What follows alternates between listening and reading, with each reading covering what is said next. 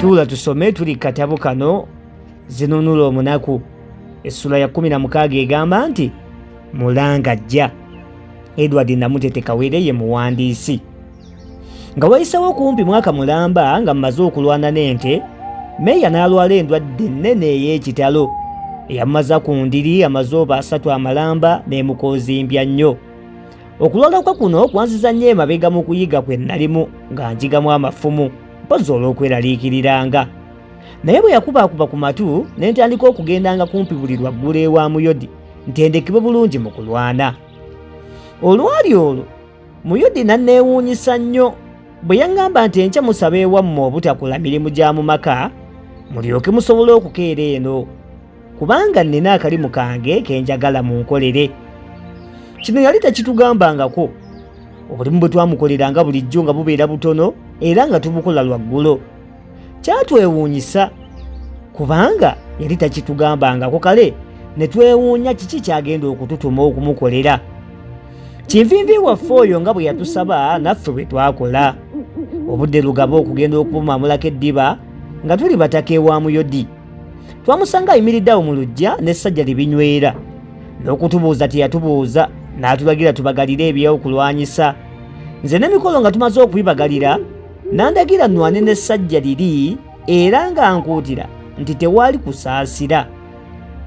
Awo ennyago nga zikekera. Mu kutandika omusajja yandiwoozesa nti temanyi na mafumo. Naye nga tulwanidde akaseera mpawe kaaga ne ndaba nga nali neepampalika bwepampalisi ku nakinkuwa amafumu.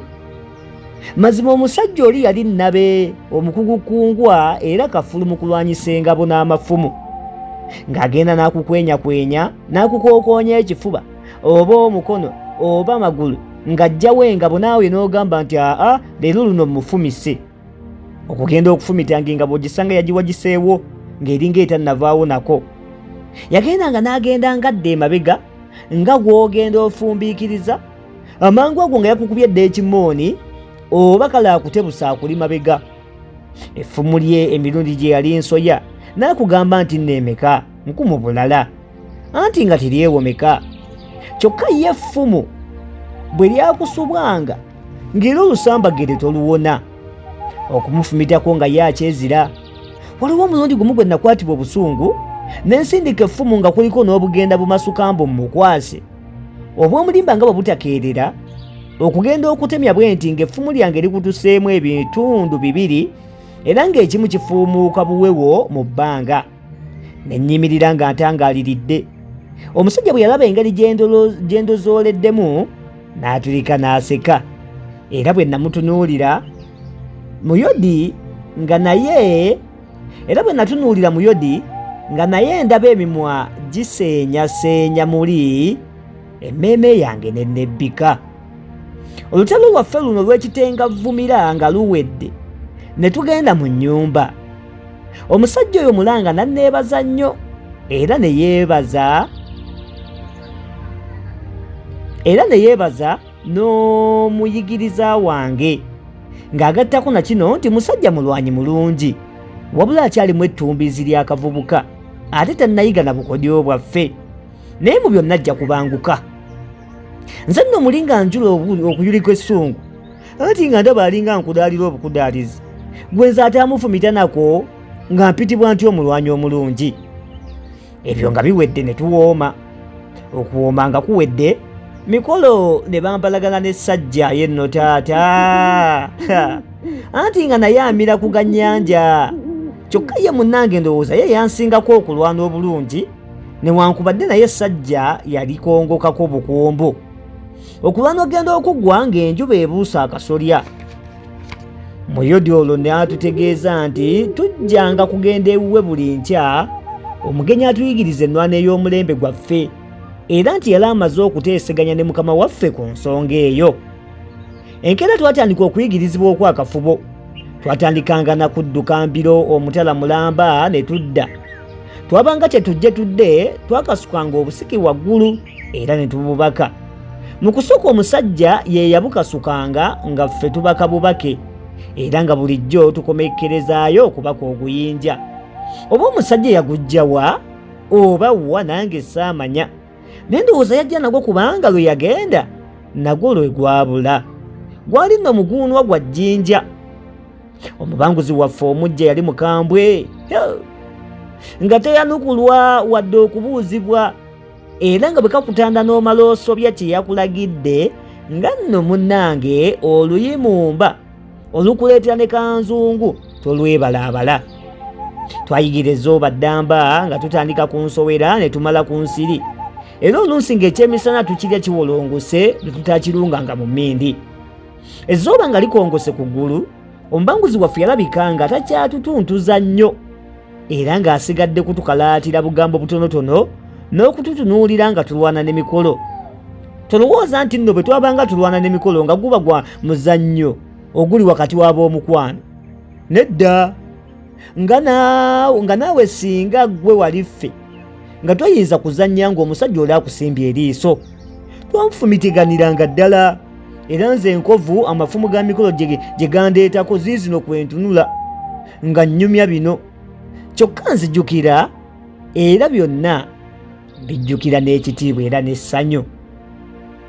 Awo omubanguzi waffe n'atuusa okudda ewaabwe, anti olwo mikolo ajja okusubwa okumusiibula. Byali bitya? Kolwo nakeera nnyo ne ŋŋenda ewa Muyodi nga bulijjo nga mmaze okuyita mikolo yeenyonyogoza, mpozi olw'okuba nga twali twacwalikanyemukko ekiro olw'ebintu ebimu ebyali bigozoobanye. Nti bwe balugera dda nti abali awamu. Bwe natuuka ewa Muyodi ne bantegeeza nti ye n'omusajja oli baagenze dda mu kibira kyaffe gye twayigiranga okulwana, newankubadde bwali nkya butyo. Nange ebyo olwangwa mu kutu nga nserengeta, kyokka saatwalangabo yange yadde effumu kubanga era nategeezebwa nti byali tebijja kwetaagibwa kwolwo. Bwe natuuka gye bali, omusajja oli n'ambuuza nti munnaaluwa? Konze nti anneebulankanyizaako, naye ndowooza ajja. Awo n'ankwata mu mukono ng'ogwange guli nno mu nvuba y'engalo ze, n'ayogera bino. Yagamba nti mwana wange, kaakano nkusiibula nsitula okuddayo ewala. Sirowooza nga tulirabagana nate nga tukyali balamu wabula edda. Mpozzi emizimu gyaffe girisisinkana. Obeeranga muzira, totyanga babi, oyambanga abanafu, tolwananga akukyawa, otyanga okuyisibwamu emimwa mu bubi, toyangwirizanga mu lutalo okulaga amagezi go gonna nga tonneetegereza n'okumalayo ag'omulabewo, era tojjanga maaso ku gw'olwana naye. Gwe kyotosuubira nti kikolera omuntu mulamu, ky'osuubiranga omulabe wo nti ajja kukikola. Era n'ekirala, otyanga okuwemuka. N'akiddamu nti otyanga okuwemuka.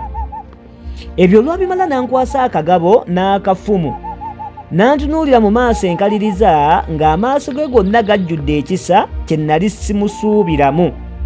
N'aseka omulundi ogwokubiri era ogw'enkomerero nga tannayawukana naffe.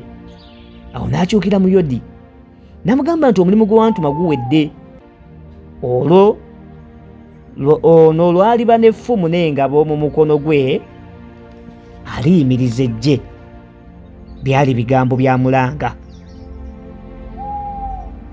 Muyodi naye n'addamu nti onvumye omulundi guno tonvumanga bw'otyo olulala. Omusajja n'agamba nti emikisa n'emirembe gy'abajjajjaabo naawe gikugobererenga. N'akwata engabo n'effumu lye n'akungujja butakyuka, ne tumuwereekereza amaaso okutuusa olufu n'akatunnumba lwe byamumira n'aggweerayo. Bwe yabuulirayo, Muyodi nassa ekikkowe n'atuula era nange ne ntuula. Bwe namugamba gwe oguyinja gwaffe nsitulemu nga sikyagulaba. Awo nno n'emikolo bwe yatuukira n'asaalirwa nga nze bwe nasaalirwa okwawukana n'omuntu gwe twali tumanyidde. Naye nze nasinga kubanga nalaba ku maaso ge ag'ekisa, so nga mikolo bulijjo ajjanga kujjukira maaso ge gali ag'omulimu. Bwe twabuuza Muyodi omusajja oyo gye yava, yagaana okutubuulirayo, wabula yatugamba bugambi nti erinnya lye ye Mulanga.